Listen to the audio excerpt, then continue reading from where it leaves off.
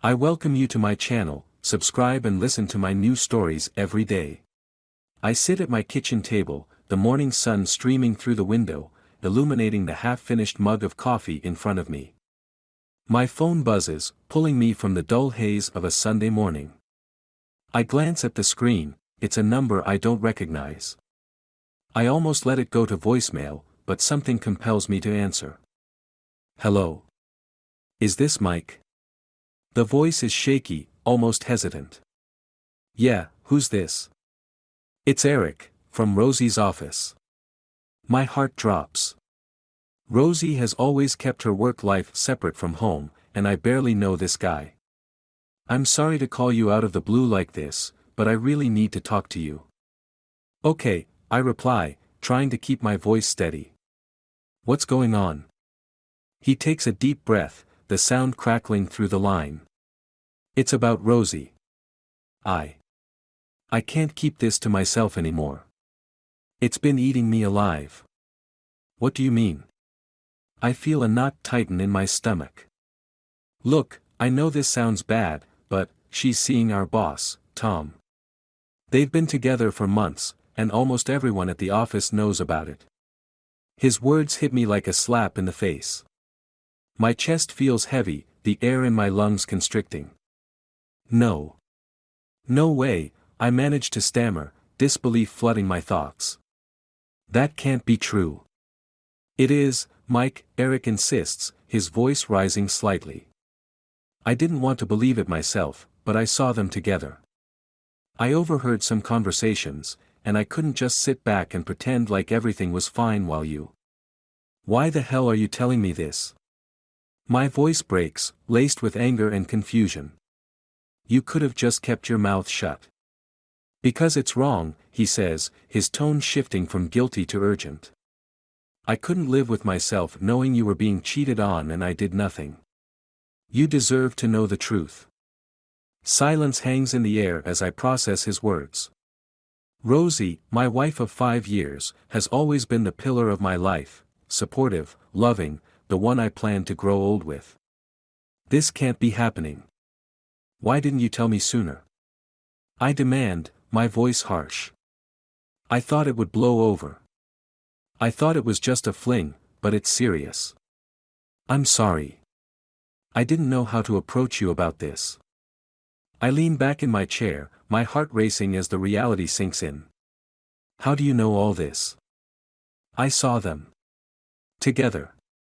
They think no one's watching, but Eric hesitates, and I can hear him struggling with his own emotions. I just don't want to see you get hurt. You deserve better than this. A fire ignites within me, mixing with the pain of betrayal. I had always trusted Rosie, assumed she was the one person who would never betray me. My mind races with images of her laughing with Tom, their secret conversations, the late nights at the office. Rage bubbles to the surface. Where do they meet? I ask, my voice low and dangerous.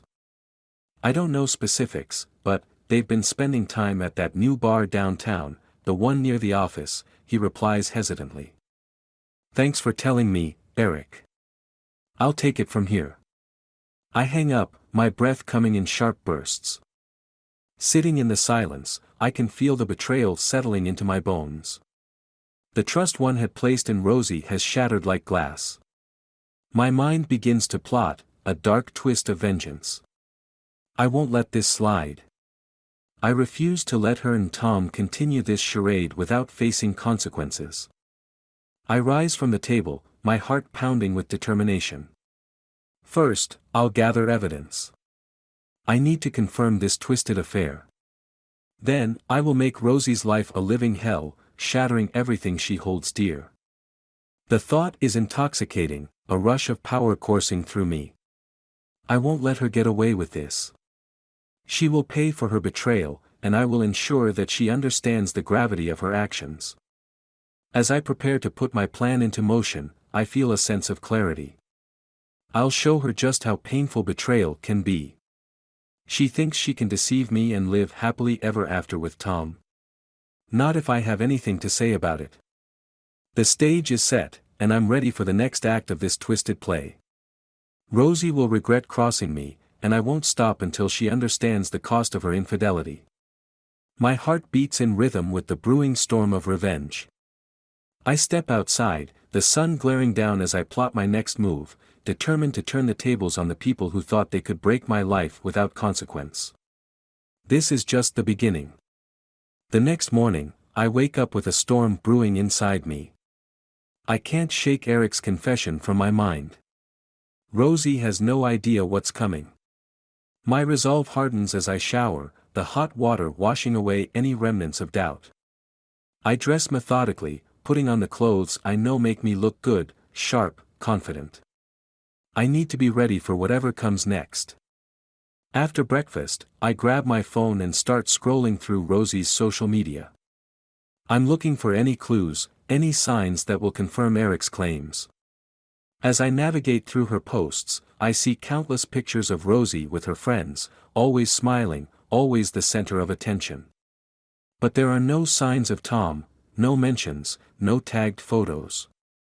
It's as if she's crafted a perfect facade, hiding whatever darkness lurks beneath. I glance at the clock. It's nearly noon, and my mind races. If I want to catch them in the act, I need to know their schedule. I decide to go to her office. It's a risky move, but I'm done playing the victim. The drive to Rosie's workplace is filled with anticipation. As I pull into the parking lot, I notice the sleek glass building gleaming in the sun.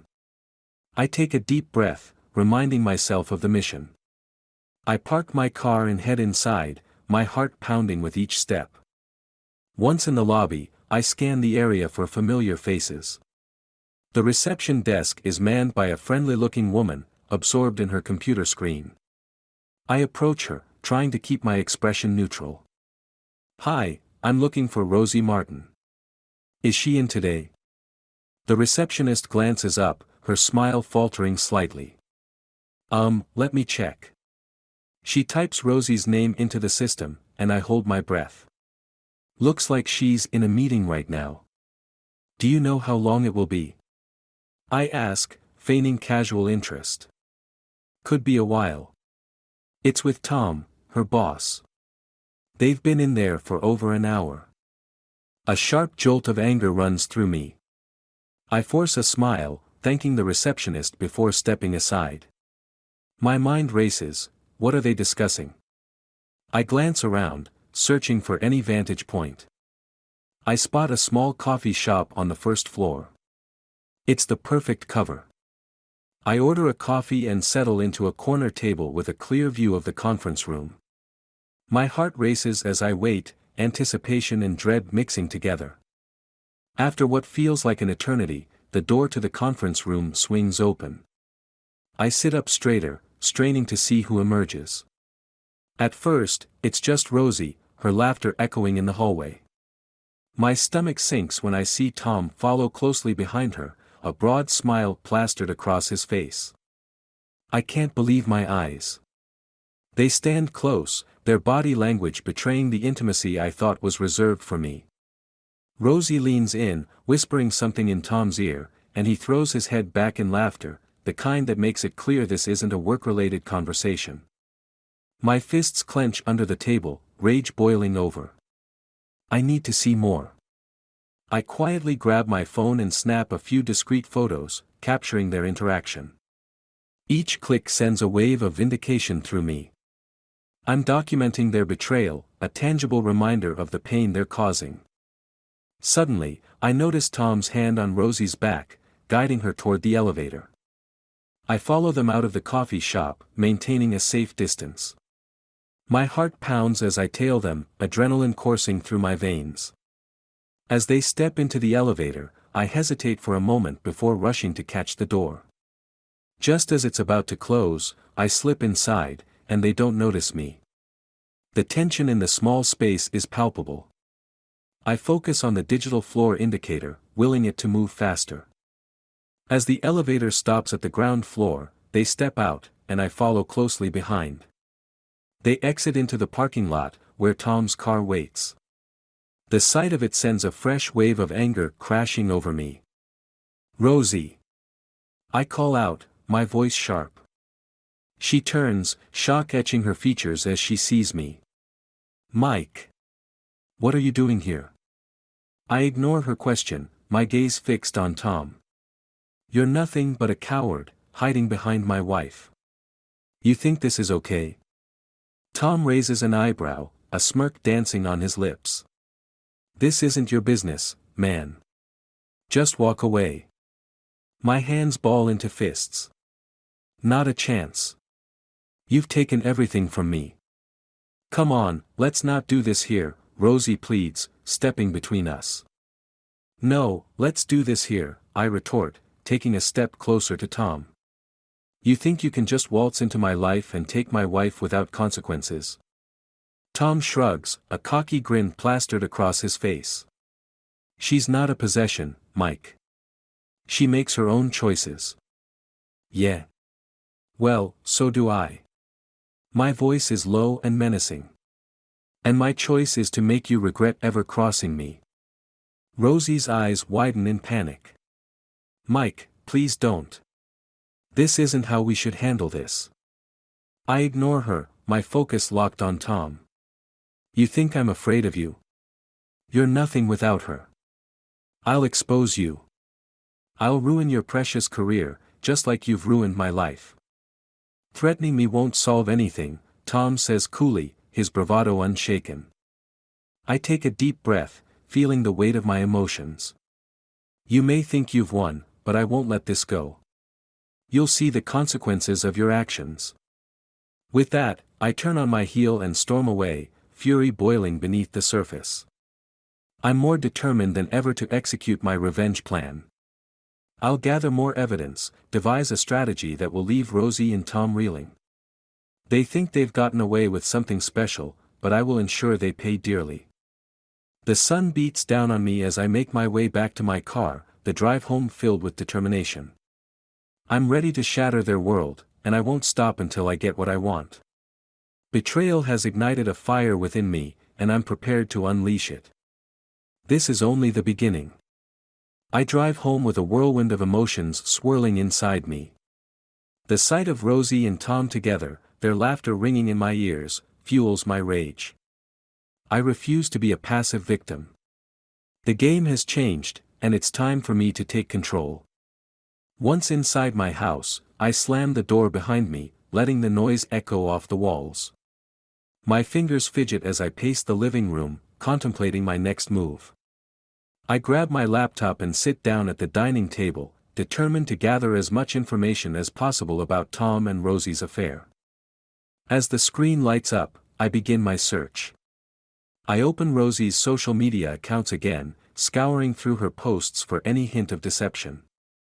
I take note of her work friends, especially those who seem overly enthusiastic about her accomplishments. I need allies, people who might be able to corroborate what I know. After an hour of fruitless scrolling, I shift my focus to Tom. I find his LinkedIn profile and scan through his work history. It turns out he's been with the company for over a decade, climbing the corporate ladder with impressive speed. I click through his connections, noticing several high-profile clients and colleagues. This could be a potential leverage point. If I can expose him, it could ruin his reputation. My phone buzzes, interrupting my thoughts. It's Eric, the friend who initially alerted me about the affair. Hey, Mike, he says, his voice laced with concern. I hope you're okay. I'm not okay, Eric, I reply, feeling the weight of my anger resurface. You were right. I saw them together. I'm sorry, man. I knew it would hurt, but I couldn't let you be in the dark. I appreciate you telling me, but now I need your help. I need to gather more evidence, and I can't do this alone. Anything you need, I'm in, he says immediately. What do you have in mind? I need you to keep an eye on Rosie and Tom. I want to know their routines, when they're together, and where. I'll take care of the rest. Consider it done. I'll keep my distance and gather whatever I can. Thanks, Eric. I'll text you later with more details. As I hang up, a plan starts to take shape in my mind. I need to turn the tables on Rosie and Tom, and that means creating a situation where they're exposed in front of their colleagues. I need to make sure that everyone knows about their betrayal. Over the next few days, I put my plan into action. I reach out to some of Rosie's co-workers, casually mentioning my suspicions about her and Tom. I play the part of a concerned husband, dropping hints that I'm onto something. Slowly, I build a network of people who are willing to listen. One afternoon, I'm sitting at a cafe close to Rosie's office, sipping coffee while I wait for Eric to text me with updates. My phone buzzes, and I quickly check the message. Eric, I saw them at lunch today. They were at that bar downtown. Holding hands. I feel a surge of anger mixed with a twisted sense of satisfaction. I need to use this information to my advantage. I reply quickly. Good work. We need to set something up. How about Friday after work? We can catch them together. Eric, I'm in. Let's make it count. With my plan in motion, I spend the rest of the week gathering more evidence, documenting every interaction I can find. I begin to compile a dossier on Tom, his professional reputation, and his personal life. I learn about his high-profile clients and the influential people in his network. Finally, Friday arrives. I meet Eric at the bar downtown, the same one where Rosie and Tom had their lunch. It's buzzing with the after-work crowd, laughter and chatter echoing around us. I can feel the adrenaline coursing through me. Are you sure about this? Eric asks, his brow furrowed with concern as we settle into a booth with a clear view of the entrance. Absolutely. They'll show. They always do, I reply confidently, scanning the room for familiar faces. As the minutes tick by, I start to feel a mix of anticipation and anxiety. My heart races every time the door opens, and each time it's not them, my disappointment grows. Finally, after what feels like an eternity, I see Rosie and Tom walk in, their laughter cutting through the noise of the bar. They're side by side, too close for comfort, sharing a private joke. My hands curl into fists as I force myself to stay calm. Here we go, I whisper to Eric, nodding toward the couple. They sit at the bar, ordering drinks, completely unaware of our presence. Eric and I exchange a glance, and I can see the determination in his eyes. I'll take the lead, I say, my voice steady. You stay back and get ready to capture everything. Got it, Eric replies, his phone already poised to record. I rise from the booth, my heart pounding as I make my way to the bar. I can hear Rosie's laughter, see the way Tom leans in closer to her. Each step feels heavy with purpose. Rosie, I say, feigning surprise as I approach them. She turns, her expression shifting from joy to shock. Mike. What are you doing here? I could ask you the same thing, I reply, my tone icy as I glance at Tom. Didn't expect to see you two getting cozy. Tom raises an eyebrow, trying to maintain his composure. Mike, this isn't what it looks like. Really? Because it looks like you're having a romantic evening, I retort, crossing my arms. Rosie's cheeks flush with embarrassment. It's not like that. We were just discussing work. Work? Is that what you call it? I shoot back, my voice dripping with sarcasm. You really think I'm going to buy that? Tom shifts uncomfortably, trying to assert his authority. You should leave, Mike. This is none of your business. Oh, but it is my business. My wife is here with you, and you've crossed a line you can't uncross. I can see the tension building as patrons around us start to notice the confrontation. Eric is in the background, recording everything, capturing the moment I've been waiting for. Let's go, Rosie, I say, my voice low but firm. Mike, please, she pleads, her eyes darting between me and Tom. We can talk about this at home. Talk about what? How you're betraying me with him. I gesture toward Tom, feeling the heat of betrayal radiate from me. No, this is where we end it. Seriously, man, Tom interjects, his voice rising. You need to back off. You're making a scene. Too late for that, I reply, smirking slightly as I see the concerned faces around us. Everyone here deserves to know what kind of man you are. The murmurs begin as people lean in, eager to hear more.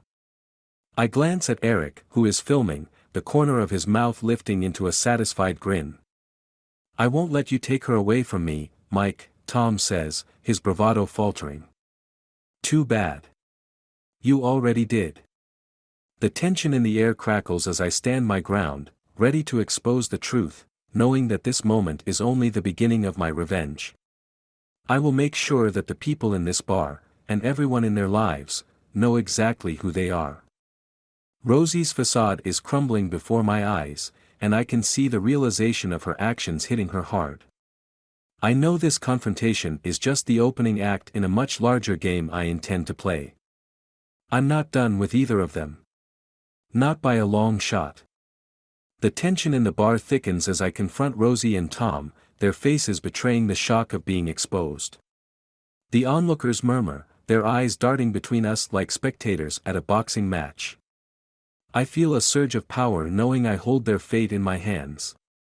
Mike, let's just go home and talk about this, Rosie pleads, her voice shaking. I take a deep breath, steadying myself against the storm of emotions swirling within me. Home. You mean the place you've shared with Tom in your mind while pretending to be my wife? I lean in closer, my voice low but fierce. I don't want to hear your excuses.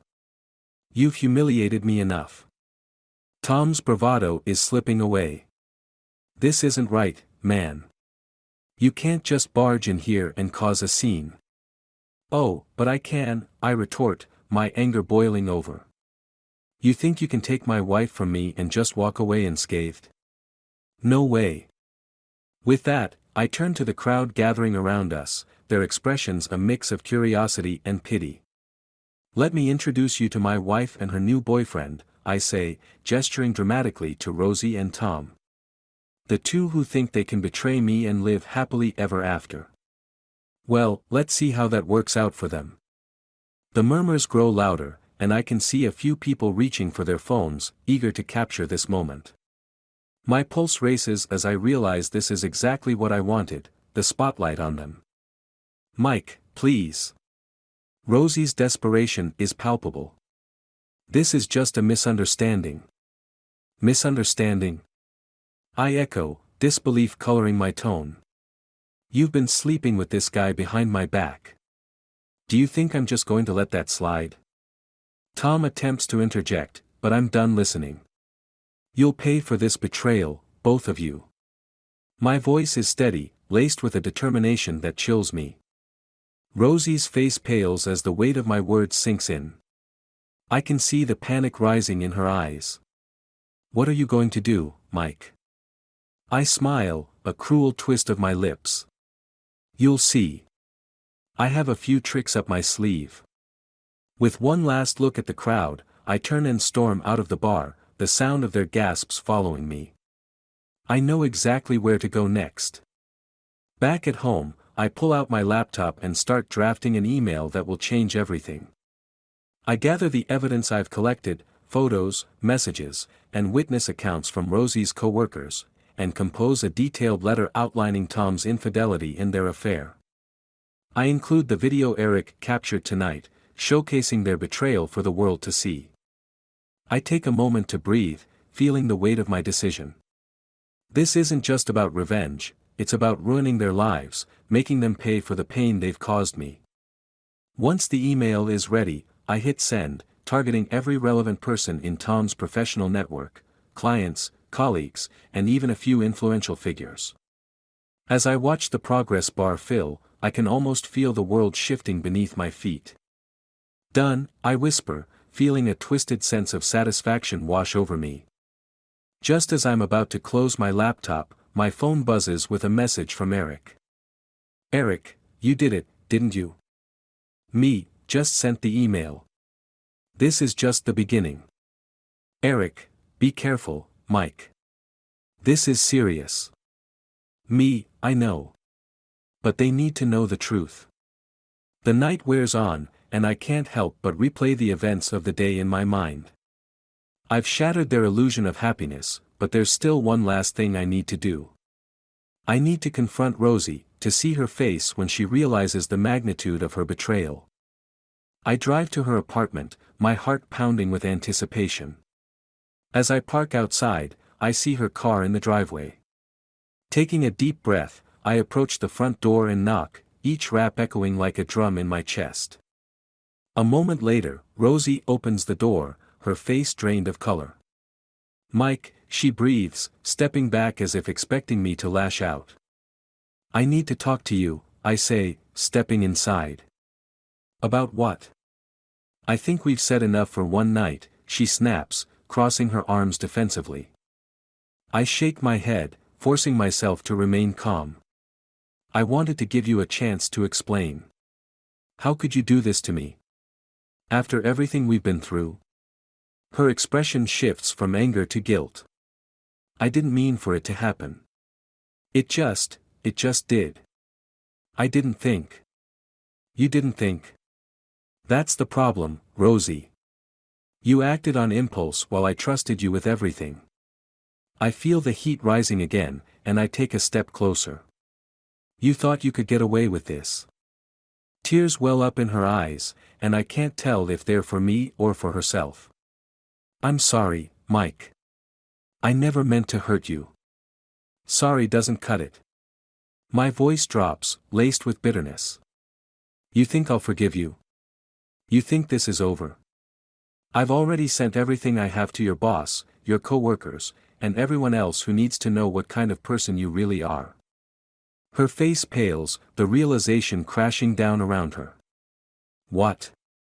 You wouldn't." "Oh, but I did. You wanted to play with fire, Rosie, and now you're going to get burned." She recoils, her expression morphing into one of disbelief and horror. "You're a monster.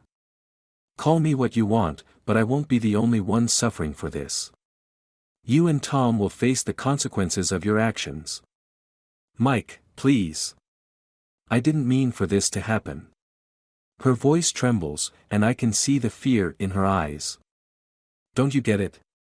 You've lost everything. You've betrayed me in the worst way possible, and now you're going to feel the weight of that betrayal." I step back, watching as the realization sinks in. She's losing everything she built around her, and I revel in the thought of her despair. As I turn to leave, I hear her voice, small and broken. "I hate you, Mike." "Good," I say, pausing at the door. "You'll have plenty of time to reflect on that." I step outside, the night air cool against my skin. The weight of my actions sits heavy in my chest, but I push it aside. This is what they wanted, freedom without consequences. But freedom comes at a price. Later that night, as I lie in bed, I can't shake the feeling of emptiness that settles in my gut. I've exacted my revenge, but the victory feels hollow. I close my eyes, expecting to feel satisfaction, but all I can sense is the void left by betrayal. The next day, I wake to the sound of my phone buzzing insistently. It's a flood of messages and calls, my friends, my family, even a few acquaintances from work. The news has spread faster than I anticipated. I scroll through the messages, each one more shocking than the last. My phone rings again, this time Eric's name flashing across the screen. I answer quickly. "What's happening?" "Mike, have you seen the news?" His voice is frantic. "What news?" "They're reporting on the email you sent. It's going viral. People are outraged, and Tom's being investigated.